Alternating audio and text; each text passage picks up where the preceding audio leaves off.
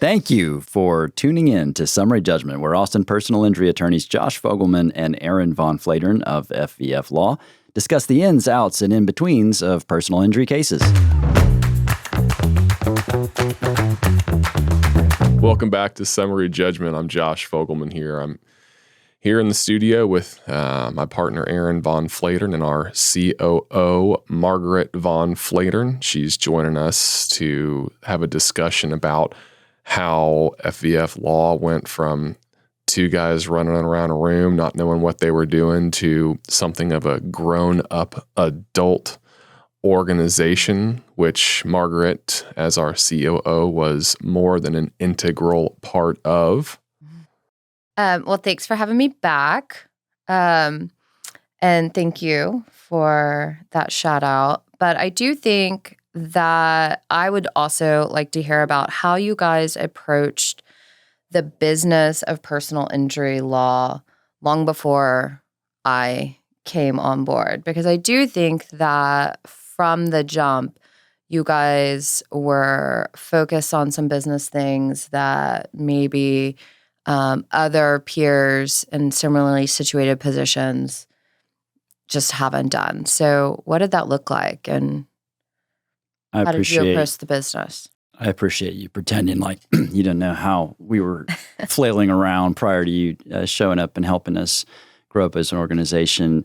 I'm going to kick that one to Josh because I think he has a lot to say about the way he kind of conceptualized the balance between marketing interests, payroll interests, getting client cases done and getting revenue in the door. Yeah, well, I'll take a little bit of credit for a little bit of that. I think when we first started the firm, we were fortunate to have a docket of business. We had a docket of business and an idea. We had bet very heavily on accountability to our clients in a public forum as part of the recipe for what was going to make us different. What I mean by that is we were leaning heavily on online platforms like Yelp and Google and the Better Business Bureau, which we talked a little bit about in our last podcast, we viewed those as really important tools to our success in that we wanted to make sure that the service that we were providing to our clients was more than just great advocacy.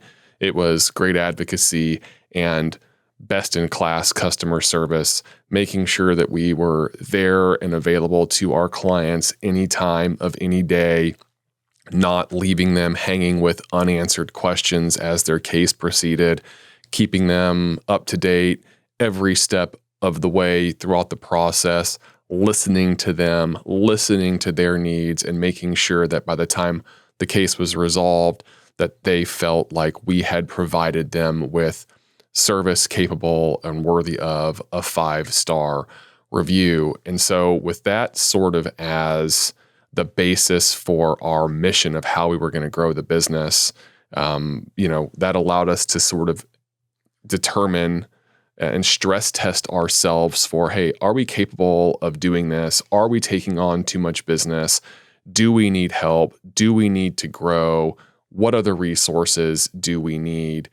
I'll tell you from an organizational point of view, just a little nugget here. When I started in my own practice and managing my own personal injury docket, even at my own organization, and what I brought into FVF Law, I was managing my entire docket of cases literally off of a Excel spreadsheet. And when I say an Excel spreadsheet, I don't mean an Excel spreadsheet with lots of fancy columns and tabs and depth of pages. I mean, one client got one row, and into that row, all of the information went in sort of this ongoing narrative of a paragraph. And I'll never forget, Aaron, this might have been sort of one of those defining moments in me understanding who was good at what in the organization. Aaron came and he had created, just in his spare time, this OneNote case management idea that took my Excel spreadsheet, which was a 2-dimensional tool, and turned it into a 3-dimensional tool. It was revolutionary. 50% more dimensions. Exponentially Yes. more dimensions. And that kind of really sparked in me an understanding of, organization within this firm can mean growth, can mean better service, can mean better and more efficient use of our time. And I think that was kind of the beginning for me of, all right, we can take this to between the two of us and what the mission of this firm is and the help that we were getting at that time from Emily Uris, our paralegal, like we can take this to the next level, and it's time to start doing that. Yeah, I think we had a lot of healthy anxiety back then that drove a lot of positive developments like that. Speaking to the kind of ethos that we had, we kind of treated it like a restaurant, and the people who came in were seated at the table, except they were all people you knew. Every single client we had, if you've ever waited tables, and I've waited tables, I can tell you kind of dread your friends or family coming in. They're going to come in, they're going to sit at your table, they're going to laugh and joke with you about it and not know that you got 5 other tables that you have to serve, and that there's a person who needs iced tea while someone else dropped a fork on the floor and they're trying to engage you in an interesting conversation. And you have to be the host of that party. So you're multitasking, and you're also just really not wanting to let these people down. And that's how we felt about our clients. That's how we felt about our practice. It's we get paid in commission. That's the nature of our business. It's just like getting tips in a restaurant. And you don't want to feel like your friends and family just gave you a tip that you didn't really earn. And so I think we both really brought it out of a sense of, maybe honor and dedication, but also the sense of anxiety. We just we're worried. We're naturally wired that way. And I think we're kind of getting to in this conversation is the fact that in the background, I'm coming home every day, either working still or talking about work with Margaret, who at that time was at a director level position in this big company, managing a team over 3 states, and had a lot of acumen in the way teams work, which was really going to be important later at FVF. At that time, we were a little smaller, but also in financial projections and balancing of risk, and in where to direct your energy and when. And so I had coaching, at home, and I think I brought a lot of that in. It's like sort of a nose for organization. That helped me. And then also what I saw in Josh was, let's not take our eye off the ball. This can be great, but if you don't have any clients, it's not going to help anyone. And part of our mission was to change the perception of personal injury law in Austin, Texas. And you're not going to do that with 3 clients. You've got to get more of a movement towards you. And I think, one thing to Josh's credit, you never took your eye off that ball. And I'm really appreciative of that. Yeah. Well, I mean,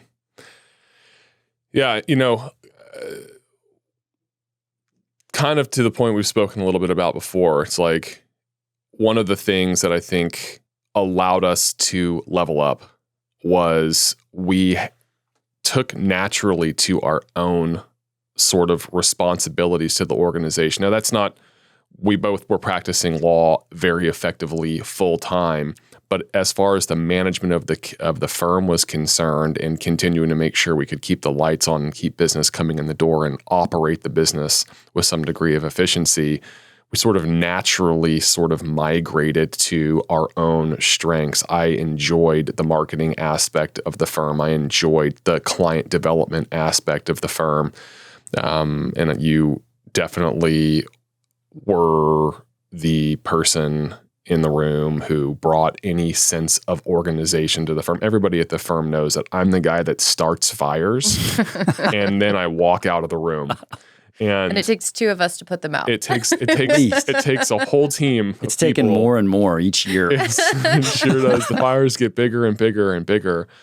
But I think that there's value in a partnership of appreciating the good and the bad that the other partner brings to the table and being there for them without resentment or any sort of expectation of a thank you and just getting done what needs to get done and having that sort of that mutual respect. But yeah, I mean, it became pretty clear pretty early on for us that the message that we were putting out there and the service that we were delivering to the community was something that the community wanted. And we knew pretty early that we could turn this little 2-person shop into something really, really meaningful. And I think we both kind of felt a sense of obligation to do that, but to also do it responsibly. So I think FVF 1.0 was us celebrating completing our very first case by going out to Uchiko with our families. Margaret was there, your wife Steffi was there, and we thought to ourselves, okay, well, proof of concept, it worked. We got a case done and the lights are still on. FVF 2.0 would be us taking a week out of our practice, flying out to San Francisco together, if you remember that. Of course. Attending a basically business consultant meeting, team building exercise for a week where we were asked questions like, what do you see in 5 years? What do you see in 10 years? What do you want out of your personal life in 20 years? And really starting to put those pieces together and figure out who we are. And then FVF 3.0 was when you said, let's not hire a marketer who's just going to be putting our name everywhere. Let's hire a brander who's going to be talking to us about what is our identity and how do we solidify that identity, which I think was a brilliant move. So we sat down and had what I would call corporate therapy with a branding expert who walked us through, what companies do you like? What companies do you not like? Why? Who do you want to be? Who do you think you are? And all that stuff. And then FVF 4.0, I would say, is bringing Margaret officially on into the business, stealing her away from the corporate world.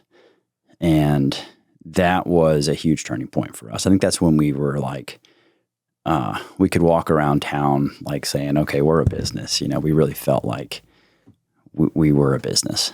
Well, you got to a point, and I want to turn it over to you and ask a question of you, Margaret, in a minute. But I know that we got to a point where when we first start the organization, when there's just a handful of people in the organization, our eyes are on everything, yours and mine. Our eyes are on everything all the time. And so it's really easy to hold the other members of the team accountable for what's going on because when a ball has gotten dropped or when there's a fire. And when you start growing and you start delegating more responsibilities to other people and you're still managing a docket of cases on your own, you have less and less time to look under the hood and make sure that everything's firing on all cylinders. And I know for me personally, we got to a point pretty quickly where it became clear that we needed help. And I know you, Aaron, were lobbying pretty hard and getting a lot of support from Margaret, who has an incredible career in managing organizations. You were getting a lot of help and advice on that in the back end, and kind of approached me saying, hey, maybe it would be a good idea if we considered bringing Margaret on full time. What was it like, Margaret, from your perspective when you were sort of thinking about leaving your career to come and join this organization formally? Well, I've always been so impressed with the authenticity with which you guys have run the business from the beginning. I mean, I think that we have core values in our organization. My favorite one is transparency.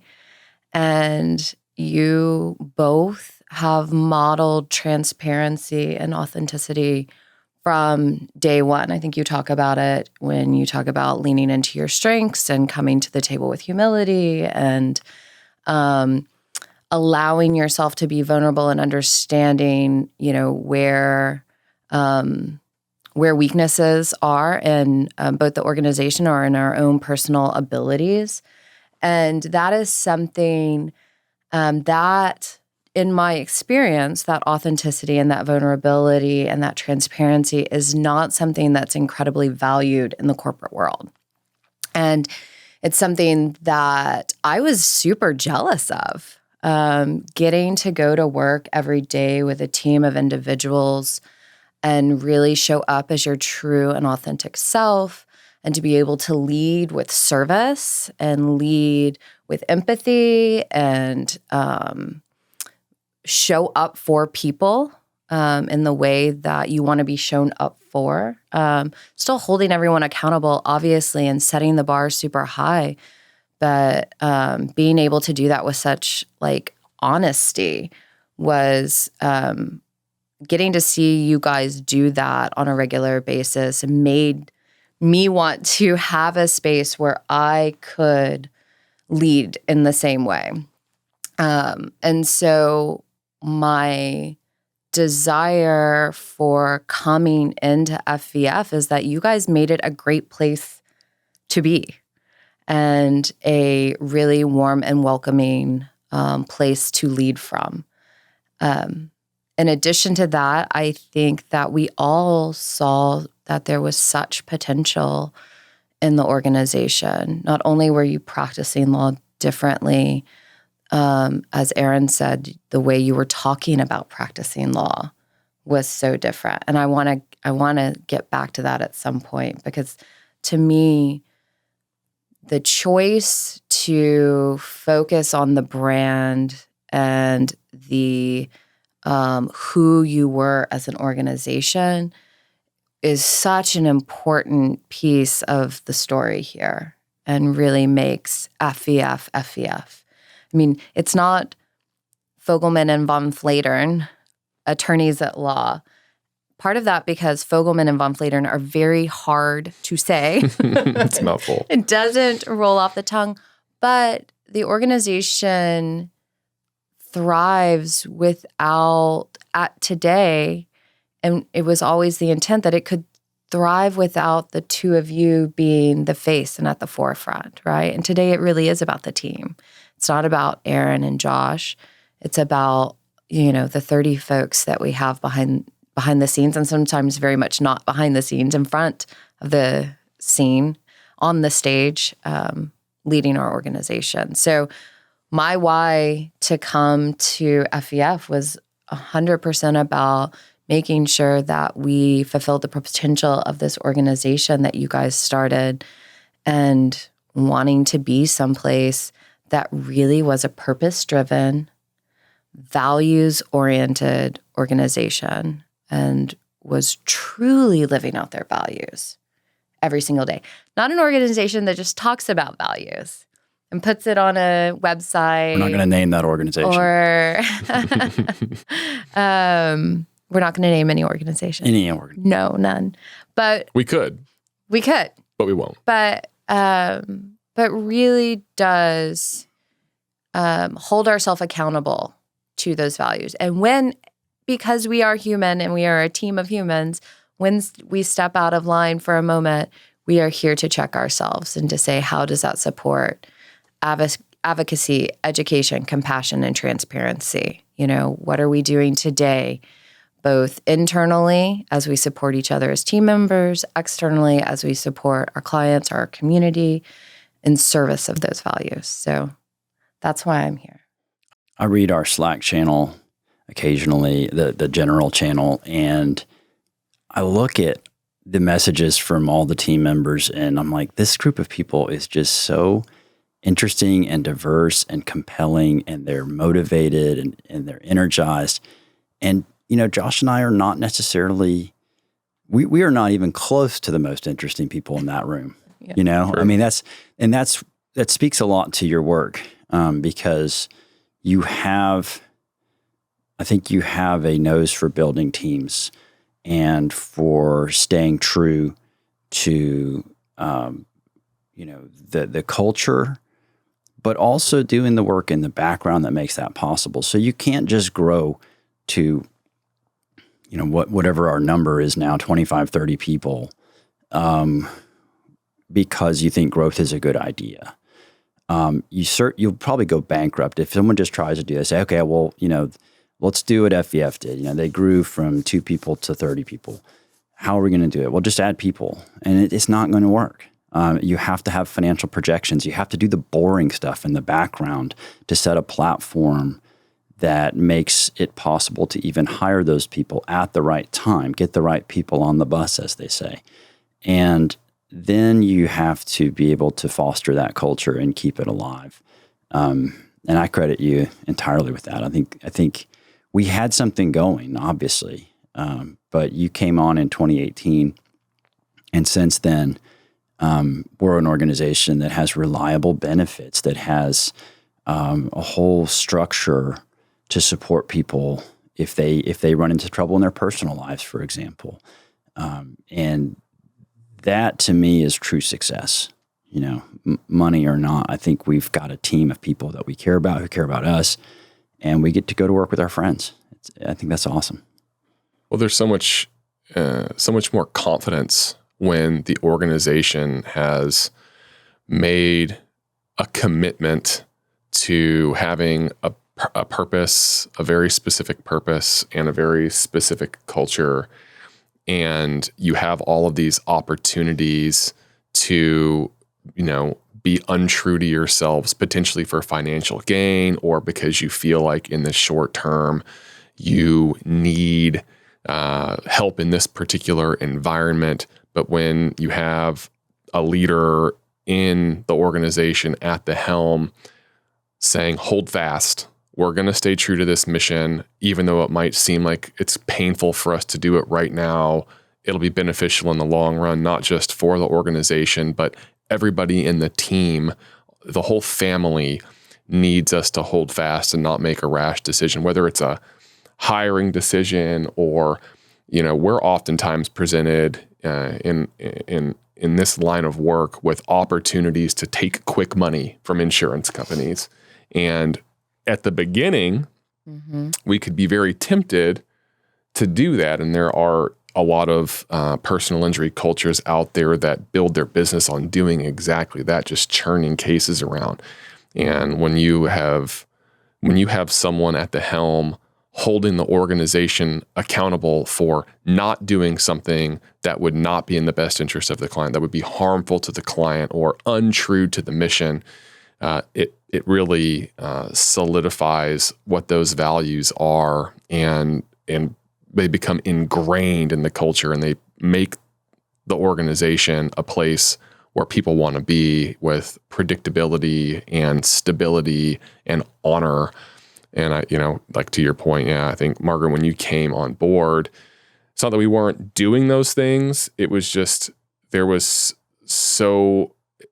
so much up and down with hiring and having to let people go that weren't a good fit. And we didn't have processes in place for airing grievances. We didn't have processes in place for listening to the team to provide us the feedback about what was working and what wasn't working. And we didn't have the time and the energy to implement those, any sort of new solutions to problems that we had. And what's been, talking about leveling up the organization, what I think has been a direct contributing factor, significant contributing factor to where we are now, is someone, you specifically, taking hold of all of those unknowns, all of those challenges that come with organizational growth, and just owning them.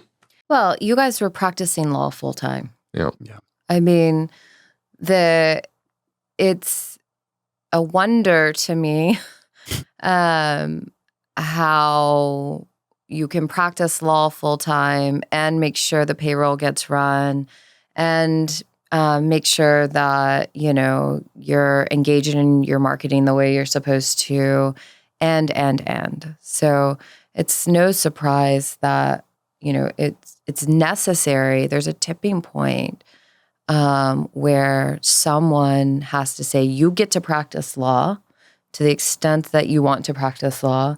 And we're going to do because it's not just me by any stretch, we're going to handle the business of running a business. And when the business of running the business is handled, there's a lot, the folks who are employed by the organization can feel more stability, because making sure their benefits are there and making sure some of these things are done is not an afterthought. At the end of the day, after the clients have been handled and the depositions have been taken and the mediations are done and, all of the trial prep is complete, it's something that somebody can focus on and make a priority every day.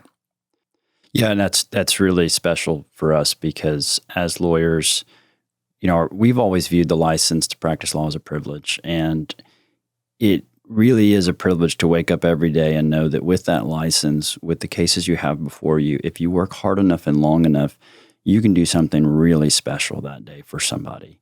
And not to make it sound overly dramatic, but sometimes that work is like a movie. Mm-hmm. It's that interesting. It's that, much of a game changer for that client or for yourself to go through that fire, come out the other side and feel like you did something. And to be trying to be on that path while also worrying about franchise tax filings, the renegotiating the lease agreement, the IOLTA account spreadsheet and accounting, meeting with website companies, trying to settle on a new logo, this endless stream of stuff that wants to take you off the path of what is getting you out of bed in the morning, what is firing you up. And so to me, it was a huge lifeline. And when I have new lawyers, and people maybe listen to this podcast who are in law school or they're starting a law firm or they're already practicing, and they ask like, well, what kind of advice would you give? My advice is generally think outside the lawyer box. Get some business people onboarded. You might not be able to afford an MBA or some high quality corporate person like we got lucky with Margaret, but you can get some people that are business minded and entrepreneurial in spirit who are willing to dig into that minutia to serve the bigger purpose. So that's still my advice today. All right. Well, I'm going to hit pause on this conversation for now, but it's by no means over. We want to keep these episodes easily digestible so they don't go on for hours. We'll continue this in our next episode, so stay tuned.